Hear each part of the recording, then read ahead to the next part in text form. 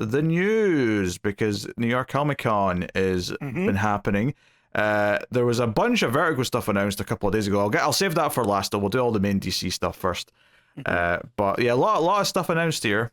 Some of it with more concrete details than others, but most of it does not have any kind of like official description. I assume maybe once people like transcribe the panels or whatever, and maybe they'll talk a bit more specifically about some of the books. But so the wave that's coming, we've been just kind of referring it to the all-in like next wave or all-in wave 2 or whatever we were calling it before.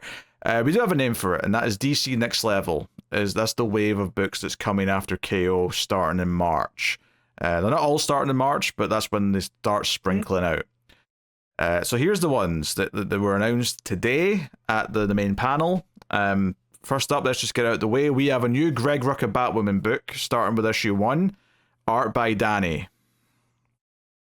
Let's do the Tim hand rub. Yeah, Matt's rubbing his hands now. Sign me, Danny and Rucka doing Kate. I'm assuming it's Kate. I haven't seen any of these. It's Kate. So yeah. I'm reacting blindly to these because Pete aggregated them and he has them on his own document. So it's useless for me to go look. So I'm just gonna listen. Yeah, I mean, tell me. So. He talked a lot at the panel, it sounds like, about coming back to the character after 17 years, and it's going to be a dark story. It starts off in Greece, which I don't think is, a big detail to us right now, but I'm sure it'll make sense. And it is going to deal with her and her sister, which, admittedly, I did get sick of that always being the thing they do with Batwoman. However, this is Greg Rucka going back and actually finishing his story that he started in the first place and not something that someone else has done. So I'm a lot more lenient here about letting him finish his story that he started in Detective Comics back in like 2009 or whenever that was. So... Well, she first appeared in 52 in that series. So that was 2007. So yeah, whenever that Batwoman book in Detective started, right? When he took over. Yeah, it was 2008, 2009. So, I think it ran over some of those 2 years. So, God damn, that's too many years. I know, it's a long time ago. You were in your 20s. I was. Then you're 40 now, you ancient old man. Yeah, so obviously this is exciting, and this is, one of the things that we're getting at, again, from the skimming that I did of what they said at the panel. Snyder was up talking about it, is that this line is kind of being driven by like what the creators want to do, like what their passion projects are, and some of it's new stuff, but some of it's about finishing old stuff, and some of the Vertigo stuff was about that as well, so we'll get to that. But this is clearly a case of, hey, Rucka never got to actually do the rest of his Batwoman because he ended up leaving DC for a variety of reasons. Not all of which sound good for certain creatives that we used to like a lot. Well, I mean, I still like a lot of his work, but maybe as a human being, less so. As a person, it's made me give pause. I'll say that. Yeah. If you know what we're talking about Jeff Johns. Apparently he made Rucka very depressed when he was at DC. My former patron saint of comics. So. Yeah. Go look at the details yourself, but he was speaking on a podcast recently and it sounded unpleasant. Anyway, so that's cool. Obviously, I think we both wanted more Rucka on a book of some kind. Absolutely. Him being on an ongoing with the character he created makes a hell of a lot of sense. In fact, one of the characters in Peacemaker Season 2 was a Rucka creation. I didn't even realize it was a Rucka creation. Yeah, Sacha Bordeaux, yeah. So, hey, all about more Rucka. So they also revealed logos for a bunch of books. Not all of these get given names, although there was also a list of creators who are involved in this line, but they didn't actually pair up which creators were which books, with the exception of one other book, which I'll mention when we get to it. But I'll just go through the books first. So next up, there's Deathstroke the Terminator. Okay. So there's going to be a Deathstroke book. There's Firestorm the Nuclear Men. So there's going to be a Firestorm book. Matt's giving me like did you say man or men? I think it's men, but I don't have it in front of me, the image. Okay. So plural. So I wrote down men, but it could be man. I might not have just looked closely enough. Gotcha. Okay. Just to be clear. Batman Shadow of the Bat. So they're relaunching that series. Was it the 90s? What are we doing? Well, Deathstroke the Terminator, Batman Shadow of the Bat, Yeah, I think push your makeup a wee bit further back, man. Back? Yeah, back. Yeah, I know Matt's peaking a lot, audience, and we've been trying to fix this for the last couple of weeks. So what happens when I got an arm? He's too loud. Is the problem? You've been talking to my wife. Look, hockey season also started this week, and I've already gotten warnings. So you know. He's too loud. The mic's old. I don't know what it is, but for some reason there's a lot of like peaking going on. But anyway, yeah. Well, I think what's interesting about this is that I was kind of looking at Dark Patterns as the fourth ongoing Batman, because you've got Batman, you got Detective, you got Batman and Robin, and Dark Patterns is the fourth. But that's not actually ongoing; it's ending with the next issue. So it's kind of neat that the Shadow of the Bat, the old series, is back to fill that fourth, because that's kind of what it was. I mean, I think technically that was third, and then Legends of the Dark Knight was fourth. Or maybe it was no. I think Legends was first. Actually, now I'm thinking about it. But back when there was 4 ongoing Bat books, Shadows was one of them. So Shadow of the Bat is coming. Don't know what the creative team in this is yet. We can speculate with these names that I'll give you in a minute. But that was the next book, and then there was a Zatanna book. So there's a logo for Zatanna. And in a Lobo book, and this is the one we have the team for, this is Scotty Young and Jorge Corona doing a Lobo. Yeah. I mean, that's a fine reaction. That's easy for me. That's easy for me to skip. Like, you know. Well, it'll probably be on at least a Patreon vote, so you may have to read the first issue, but you know. Yeah, but what I mean, that's not the same level of. I'm like, I'm glad that it exists. Sure. I'm glad that, you know, Jorge Corona, we like his work on Batgirls, right? So it'll look nice at least, but I'm not big on Lobo, so yeah. The Demon, which I assume means Etrigan. So cool. And then interestingly, the last one on the image that was going around is Barbara Gordon Breakout, not Batgirl Breakout, not Oracle Breakout. Barbara Gordon Breakout. That seems very specific. It also doesn't sound like an ongoing. That one definitely sounds like a limited series of some kind. Yeah. But, you know, we'll see. Yeah. Barbara Gordon Breakout. I wonder what that is. My face is just processing this as I'm telling him. I'm just watching the reaction play out. There wasn't a final book, though, because it wasn't on the slide, but they mentioned it separately. And that is that Legion of Superheroes is returning with a series at some point soon. And they did reveal who's writing it. Right? Okay. I am so excited, Matt. I am passionate about this. If you say a certain name. What? No. Come on. I don't think I'm going where you're worried I'm going, but I'm worried about it being a name that would make you instantly go, well, I'm not reading this book because it's the Legion and this writer. Well, you're kind of right about that, actually. I'm excited that I get to skip a book by this writer finally, because Joshua Williamson is writing Legion of Superheroes. Oh, God. All right. You know what? Hook it to my veins. Let's see what he got. It's got to be better than Bendis's. I'll tell you that much. That Bendis made me check out a Legion so fast. Yes. Apparently, he actually reached out to Mark Waid and asked for permission to do Legion of Superheroes. So, you know, okay. Like, and again, I don't think he needs to do that, right? It's Josh Williamson, right? The fact that he chose to do that makes me feel, you know, that's cool. I like that. Yeah. And maybe he can ask Mark for some guidance so it doesn't end up like some of the other Legion books I've been not forced to read that I've inflicted upon myself. So like you obviously want to check it out anyway, so I won't put it on the vote. We'll cover issue 1 no matter what, and I will read issue 1. Past that point though, you want me to keep reading that book, it's going to cost someone a pretty penny. That's all I'm saying. Because it's Legion and it's Williamson, and I finally get to just ignore a Williamson book. I'm so excited about it. If you want to read it, if you want me to read it, you got to make Connor read it. And Connor's not here anymore, so good.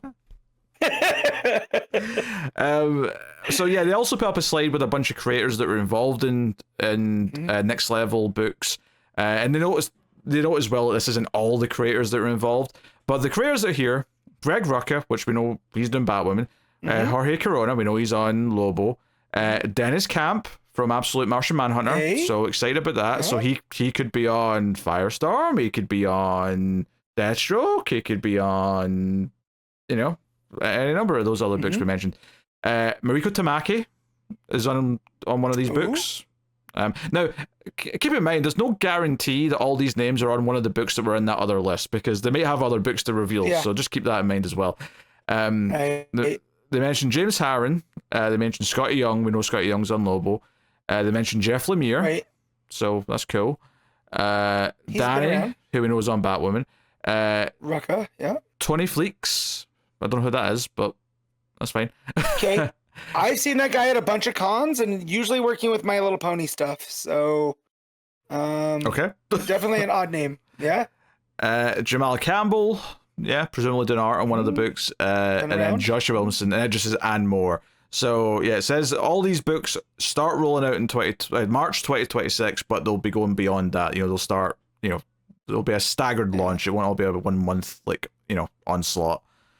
If I had to guess, the Tamaki book, I'm guessing Shadows of the Bat. Now, that might just be me hoping, because I enjoyed that detective run for the most part. Yeah, right? So, yeah, I could also... That would be cool, but... I could also see Zatanna, because she did do that Zatanna mini.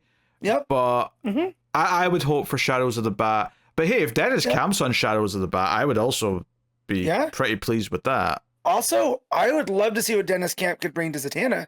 Seeing what he's done with Martian Manhunter over in Absolute. Sure, yeah, I could see that being quite a seeing what that brain does with magic, that could be cool. So this is all very, very exciting news.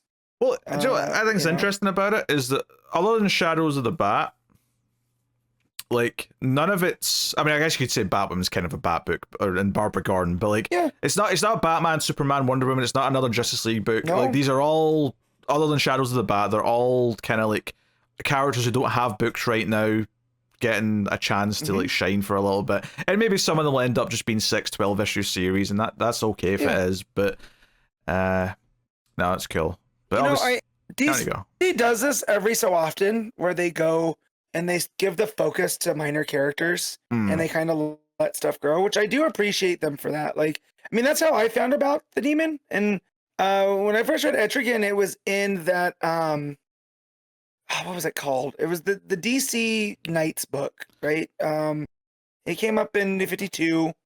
I'm drawing a blank on the name, but it was essentially medieval Justice League. I know what book you're talking about. Yeah.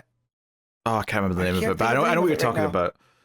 Yeah, and that's how I came across Etrigan, was through that. So the fact here, this is going to open up these characters to new people as well. And same with Firestorm. I've never known a Firestorm book to stick. So maybe they give it a go every so often to see how it goes. One day, some of these characters will get that run that defines them. That everyone always talks about when they talk about that character. And maybe this will be Firestorm's chance. Maybe this will be Lobo's chance. Maybe this will be whoever's chance. But yeah, admittedly, there's obviously some here that I'm less excited about inherently than the others, because getting me excited for Lobo is a pretty dire situation to get into. But I'm also wondering if that's coming out in anticipation for Lobo in Woman of Tomorrow as well. Well, it's not called that anymore, but yeah. Yeah, it's not? No, it's just Supergirl now. It's just Supergirl? They dropped the subtitle. Okay. I mean, I guess that's fair. So I guess for the Supergirl movie, we know Lobo's going to be a supporting character. So that's true. I wonder if that's a bit of synergy going on, which is smart. I wonder if any of these other ones are also like synergy we just don't know about yet because it's a surprise. Like, what if I don't know, Zatanna shows up in Supergirl and it's like, oh, that's why there's a Zatanna book ready to go. We just didn't know about it yet. Wouldn't put it past them. Now there is a couple other DC books that were announced the previous day. So one is a Black Label book called Sirens Love Hurts by Tini Howard and artist Babs Tarr. And this is obviously Poison Ivy, Harley Quinn, and Catwoman, but also Black Canary. And it's described as Sex and the City meets Gotham's most infamous women. So I have to admit, Tini Howard as a name does not excite me because, like, her Catwoman run was very easy to just leave behind. So I'm not excited based on these names, but I mean, maybe Black Label gives enough freedom that this could be something interesting because it's not confined to continuity, but I don't know. Yeah, I do like Baptiste art. So that was one of those ones where like, oh, you lost me, you got me. Oh, you at Sex and City with DC, I'm back out. You know, but yeah, we'll see. Again, I like that they're taking like not I don't want to say taking a risk, right? But they're giving different things a shot, right? This is not just another Sirens book. This has an identity in and of itself. So and then the other thing they announced, also Catwoman related, is Absolute Catwoman, which is a 6-issue limited series in which Snyder will be joined by Chi Grayson with art by Bengal for a 6-issue series coming sometime in 2026. So they've not specified when. Obviously, Snyder's been writing the character in Absolute Batman as of this week, so it makes sense he would be somewhat involved in the spin-off miniseries. Yeah. So, and it's nice to have a character with a bit of a sense of humor in Absolute DC, as we've seen in the book we'll talk about. So I'm curious to see how much of that we get to see in this mini here. Yeah, honestly, I was kind of hoping for a Kelly Thompson book in the announcements, and we know that she is plotting something with DC at some point. Obviously, that's just not ready to be announced yet, and that's fine, but I was kind of hoping for that. I was also hoping for, I was hoping for a main DC Ram V book. I can't say we didn't get a Ram V book because we're about to get the Vertigo list, and there's a Ram V book in there, so that's good at least, but yeah. So that's DC books, unless I missed anything, but I think I got the stuff that's been announced up until the time of recording. New York Comic Con's still going on, so who knows if any other tidbits might be still squeaking out. But yeah, there's the Vertigo panel a couple of days ago where they announced a whole line of Vertigo books. They announced about 10 books here. Although one of them's technically not an announcement because one of them's just, hey, Nice House by the Sea returns with issue 7. And I was like, yeah, that's not an announcement. Yay! I'm glad, but it's not an announcement. Yeah. Come on now. So yeah, that's coming in. I think that was February. February 4th. That's coming out. But so that was first on the list. That's exactly what you think it is, right? But they announced a whole line of books here. And this is interesting stuff. And I like doing Vertigo books. I like that we're like, because I think it would have been very easy for us to say, oh, we're not going to do Vertigo books because it's not DC continuity or whatever. But I'm kind of glad we never made that choice because I think it does keep things interesting and we get to do different types of books. Like Nice House by the Lake and Sea has been like some of the most interesting discussions we've had on the show. Yeah. So with that in mind, here's the books. Bleeding Hearts by Dennis Camp and Stepan Morian. Morian? I'm probably butchering the name. But yeah, so obviously we have loved Absolute Martian Manhunter. This is that writer on a... I mean, creator-owned maybe isn't the right term here because it's Vertigo, but you know what I mean? Like, that type of book. Yeah. What would we call that? It's not their own thing. Original IP, I guess. I don't know. Creator loaned. I've coined a term. Creator loaned. Creator loaned. Technically, all comics are creator loaned because they're loaning out a character for them to write. But no, most of these don't have descriptions, or I mean, a couple of them had a little bit said about them, and I've got that noted down if they did. It's entirely possible that all of these creators on social media have been putting out little details themselves. Yeah. This is where Connor being like constantly scouring his blue sky would have come in handy, but so that's Bleeding Hearts. There is covers for them all though. You know, if you want to check out those. So we got Bleeding Hearts by Dennis Camp. We got End of Life by Kyle Starks and Steve Pugh. Now, I think I like Steve Pugh art. I think I remember liking Steve Pugh art. I don't know Starks' work, I don't think. Worked on Rick and Morty as comics from Ani Press, as well as creator-owned comics, Sex Castle, Kill Them All, and Assassination. Which is Assassination. But a DC, wrote Peacemaker Tries Hard, which is that Peacemaker book. All right. So I have nothing to base this person on then, but maybe they're good, but nothing to say there. Next up, we have The Peril of the Brutal Dark, an Ezra Kane mystery. And this is by Chris Condon, who's just done that Green Arrow one that's been pretty good, and Jacob Phillips on art. So, Jacob Phillips, the son of Sean Phillips, who works with Brubaker on Criminal. Interesting. So I don't care what this is about. I'm going to read it. Yeah, I mean, obviously with a lot of these, like the titles might sound cool and the premise, if we have them, might sound cool, but it's really the creators that you're getting excited for. Yeah. We have 100 Bullets, the US of Anger by Brian Azzarello and Eduardo Rizzo. So this is obviously a sequel to their 100 Bullets series. That's, the US of Anger, that's just me lately. Yeah. So this is the specific, for whatever reason they specified that this is going to be July 2026 when it starts. I don't know why they specified this one book got a month outside.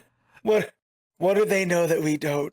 Yeah. Well, I mean, this is gonna. Yeah. Some of the others do have a starting date, but they're all in February. Whereas this is the only one from later in the year that randomly has a release window. Anyway. Then we got Black Tower, The Raven Conspiracy by Ram V and Mike Perkins. Sold. I know. Here's all my money up front. What a team. We're good. They're calling that a spy thriller, so if that sounds interesting to you, there you go. Hopefully I say this correctly. We have Necretaceous by Tom Taylor and Derek Robinson, which is about zombie dinosaurs. Good. Sold. And then we have another zombie book called Bleeding Hearts. I don't even have a creative team for this one. It just mentioned, like, they mentioned the Tom Taylor one, said, oh, by the way, there's another zombie book they've announced called Bleeding Hearts. Bleeding Hearts was the Dennis Camp one. That's the one you led with. Oh, did I already talk about that one? Oh, so I did. Yeah. Oh, it's a zombie book then. There you go. Yeah. I clearly didn't realize that was referencing something that I already read earlier. Fair enough. All right, so that's cool. And then we have Fanatic by Grace Ellis and Hannah Templar. Is Grace related to Warren Ellis? I don't know. Well, I'll look. I don't know. This one's got a little bit of a description though. Fanatic is about the parasocial relationship between the creator and the fan. It mentions that Ellis has written about 60 Teen Titan fan fictions, which is a weird little bit of trivia to put in there. You know what? Then they're very, very familiar with that line between fan and creator. Yes, they are. It's kind of funny though that, I mean, I assume then that for Grace Ellis, the dream is to write a Teen Titans book. If she's written 60 Teen Titans fan fictions, she must be absolutely chomping at the bit. This must be like her test to get to write some Teen Titans. Mm-hmm. So, Grace Ellis, no relation to Warren as far as I can tell. Okay, fair enough. Did that book in the mid-2010s called Lumberjanes. I don't know if you remember that one. I never read it, but I definitely remember hearing about it. Familiar with it.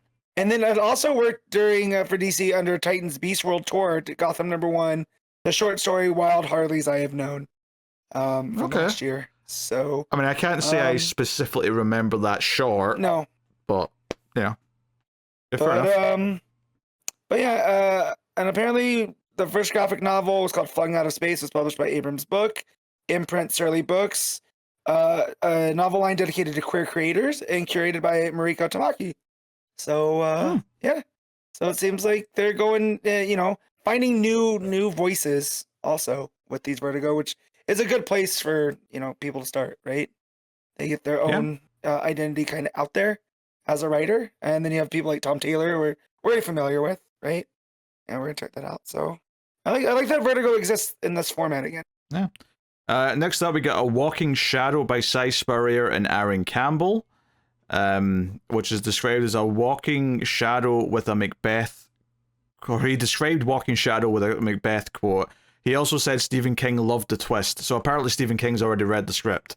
So yeah. Cool. Also, it mentions they use stop motion dolls were used as part of creating the art. So I don't know what they mean by that. Like they used dolls and then took photos of them maybe for some of the panels. I don't know. Okay. That's curious. It's different. It's interesting. Yeah. I mean, if nothing else. I was, funnily enough, before this got announced, I was talking to my wife about the Hill House imprint. How DC did this really cool thing where they had Joe Hill curate, these line of horror books, and they were all very different and whatever. And I kind of missed that. And then a couple days later, they're announcing the Vertigo stuff, which, not that these are all horror based, right? But they all seem very different. And yeah, it makes, comics exciting again. Because as much as I love superheroes, sometimes you need a break in it, right? Oh, sure. Yeah. And I'm glad that Vertigo is here for that. Yeah. But stop giving summary thoughts after every single one. I'm not done with the list yet. Next up is The Crying Doll by Mariko Tamaki and Rosemary Valero O'Connell. I love how the double barrel names Valerie O'Connell, because Valero and O'Connell sound so different culturally. Yes. But yeah, Tamaki, obviously I like quite a bit. Crying Doll sounds creepy, so yes, we'll I'm down for it. And then the last thing they announced as part of this Vertigo lineup is very interesting. So it's a Swamp Thing 4-issue miniseries. However, it's not just a random Swamp Thing miniseries. It's actually them doing a story that was cancelled back at the end of the 80s because it was controversial, because it was about Swamp Thing meeting Jesus, and that's starting in April 2026. I remember hearing about this. This was when I used to read Wizard. This was one of those, things that could have been. And it was all plotted. And I even believed it was drawn, and they just pulled it and said these issues don't exist anymore. Yeah. So, I mean, I don't know how much they've said about it, but I assume they're going to be using that material and then someone's just sort of touching it up for release kind of thing. But it's interesting. Technically, it's the end of whatever that guy's run was. It was writing at the time, but I'm sure it'll be easy to jump in and just read this on its own and see how it is. But I'm always down for some more good Swamp Thing. So and this is what I was referring to earlier when I said even the Vertigo books had kind of a we need to go back and finish something that's been left unfinished, so it's nice to have that mantra. Just to wrap up here, they do mention the rollout of this stuff begins in February with Nice House by the Sea, and then a week later, Bleeding Hearts issue 1, then a week later, End of Life, and then a week later is The Peril of Brutal Dark, and then it says the rest will sprinkle out throughout the year. So they're doing 4 in a row in February, but then they're pretty spread out after that. So while that was a lot of books we just talked about, I mean, they're all spread out. This is not like we're hitting March and we're getting 20 new books, 10 DC and 10 Vertigo. So it should be easy going to check most of them out when the time comes. I also, just before we move on from the news, I would like to just throw in that Jim Lee, just being a man of the people, at New York Comic Con, stood up and said that while he's in charge, DC will never use AI for storytelling or creating art. It's just, I think what sticks out to me about him doing that, obviously I like hearing that because I like DC and I hate AI being used for artistic purposes, is that I think it shows why it's important that the person in charge of the company is someone who is a creator themselves and understands what's important to the people reading and making the books. Because if this was just some executive, like a lot of other industries have got this problem right now, where it's just executives in a boardroom are like, AI is great, we love AI, we can fire people, and we want to use AI, we're just going to shove it down people's throats. Jim Lee's kind of standing out as like one of the few people at one of the companies that I remotely follow who is actually saying, no, we're not going to do that. We're going to, like, this is a stance I am taking. This is not like some thing, So I don't know what a co-publisher does, but I'm glad he's doing it. Right? I'm glad it's not a more, like you said, an executive that is looking at spreadsheets. This is a guy that drew pages. Back in the day where it was, actual pages in ink and all this other type of stuff. He occasionally still draws pages for Batman Hattush whenever it's coming out. He's too busy making good speeches at New York Comic Con. Being at these panels has delayed that final issue another 3 months. I promise you. You know what, Jim? Take your time, bud.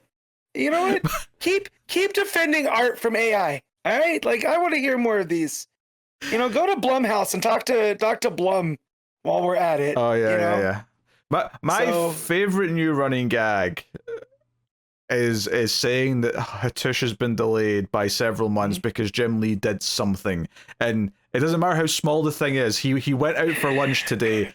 Hattush has been delayed for 2 months. Yeah. He had a very nice turkey sandwich that has been delayed 3 months. Oh dear, yeah. But it is interesting how they split up, because obviously you've got Marie Javins doing all the editor stuff, while he's doing maybe the business side of stuff. I mean, I don't know if that's exactly how it breaks down, but that's what it sounds like. But you're spot on. We're talking about a guy that came from the industry in charge of that type of stuff, right? Like he came up through comics. He had his own imprint, right? That was Wildstorm. that they folded back into DC. So yeah, so he knows comic, you know, for better or for worse. So the fact that he's up there saying that as long as I have a say in things, this is what we're doing, and it doesn't involve AI, that makes me very proud to be a DC fan. Yeah, so there you go. That's all the news from New York Comic Con, at least that I caught. Obviously, a lot of stuff coming out. It's entirely possible some stuff slipped through the cracks, but no, pretty healthy amount of stuff, and definitely weirder stuff than I was expecting. I don't know if I was thinking it was going to be like. I guess I thought, oh, there'll be a few big books, like maybe a new, I don't know, new Teen Titans book or something like that, you know? Yeah, we knew something was coming out for March, right? Because we've seen the solicits. We looked like they were gearing up for something, but I don't think we had like Shadows of the Bat coming back in 2026. You know, so that's a fun surprise. Yeah. Oh, here's something that I missed that is just kind of weirdly that we're talking about a panel. Apparently Sub-Zero is going to show up during DCKO. Oh yeah, and Homelander. And Homelander? Yes. I saw this last night. A whole bunch of these pop culture characters from the Warner Brothers Discovery side of things are going to be popping up in KO. I don't know in what form, right? Like if these are type, you know, tie-in type things. Yeah, but, Annabelle's in this image. Okay, fair enough. Wait, is The Boys owned by Warner Brothers? I don't know. I would think so, as I know it's on Amazon. I mean, why else would Homelander be there? I mean, they did put him in Mortal Kombat, which is also Warner Bros. So I guess they probably, I guess they do make this. They probably make the show then for Amazon, as my assumption. But yeah. Okay, weird. I don't recognize all the characters in this image though. So let me look it up, because I remember seeing it. But yeah. I saw Sub-Zero, I saw Homelander, I'm trying to think. I believe it was Red Sonja? Some sort of barbarian looking lady. Yeah, there's two ladies in scantily clad bikini looking things. So one might be Red Sonja, I don't know who the other ones might be. Yes. Some tiger, and it looks like Vampirella. Vampirella? Is one. Yeah, okay. That's Vampirella. Who's the bear? I don't know who the big teddy, I don't know that one. But then Annabelle's there from the Conjuring universe, in the corner above Red Sonja or whoever that is. Yeah, I mentioned Annabelle. I said her like 4 characters ago. Oh, you did? Yeah. Oh, I missed that. Anyway. Yeah, I don't know what this is. I don't know, multiverse shenanigans. It's just a cover. Yeah. It's just gonna be multiverse shenanigans. They're pulled in from whatever. Who cares? Like it's a cute marketing stunt, and that's about it. Like there's nothing else to really worry about. Although the fact that Homelander there's made the most interesting, because it's like, oh wait, do we get to see Superman beat the shit out of Homelander? Because I'm not mad at that. If that's what they're offering us, maybe they'll give it to us, maybe they won't. But this blurb that I'm reading here, it says that they revealed that Homelander from The Boys and Annabelle the Cursed Doll will also appear. In attendance with Scott Snyder, who said that DC Comics heroes are opening up pocket universes to train and get better. So I don't know if that was just him off the cuff, you know, or if that's an actual plot line, but it's very curious. And yeah, that is Vampirella, Red Sonja, and then Sam from Beneath the Trees Where No One Sees. I don't know what that is, but I like the rap. So it's not even remotely ringing a bell. But fair enough. Okay, there you go. So it just came out, or it's coming out October 18th. It is a psychological horror book, comic book that's coming out. So yeah, very, very curious. Anthropomorphic bear murderer. It's an IDW book. Weird. Okay. Yeah, weird. Yeah, I mean, even Vampirella is kind of a weird pull, but like another comic character from another company that's not even been released yet, that's even weirder. But all right.